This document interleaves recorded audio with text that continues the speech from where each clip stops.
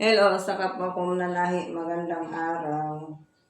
Ito yung gawa ko ngayon. Ano to siya? Malong. Gumagawa ko ng malong dahil wala akong order na cortina. Ito yung malong na ginagawa ko. Ano to siya? Spandex cotton. Yung 1 kilo na binili ko, dalawang pirasong malong na ginawa ko. Ganito siya kalapad, oh. Ayan. Tapos ang haba niya, ayan siyang haba niya, lagpas tao. Pero binabawasan ko siya ng binabawasan ko ng 5 inches. Ayan siya. Ayan, ganyan, oh. Tinatahi ko lang sa gilid. Ayan. Ito yung tahi ko. Maganda to siya sa biyahe, sa barko. Pag matutulog ka. Yung binta ko nito, tig 300 yung isa.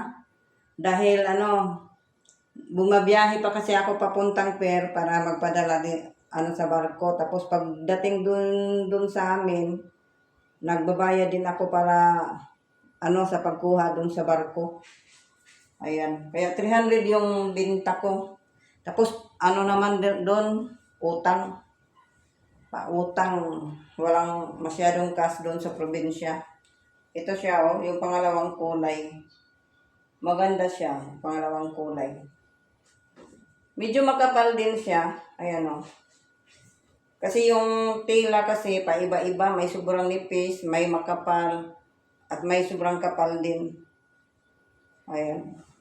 Maganda yung hindi masyadong manipis or hindi masyadong makapal kasi yung magawa mo sa 1 kilo, 2 piraso talaga. Pero kung kung medyo makapal siya, nako, hindi mo na 2 piraso kasi hindi na siya aabot ng 3 yarda mahigit. Kung sobrang nipis kasi, maganda siya kasi 3 yarda mahigit, tapos hatiin mo, kaya naging 2 malong. Ayan siya, oh. Ito yung pangatlong kulay ko. Ayan. Mga to siya, mga spandex cotton. Kasi hindi kumukupas. Kaya maganda din siya sa gawing kumot. Sa biyahe, italokbong mo. Okay, thank you.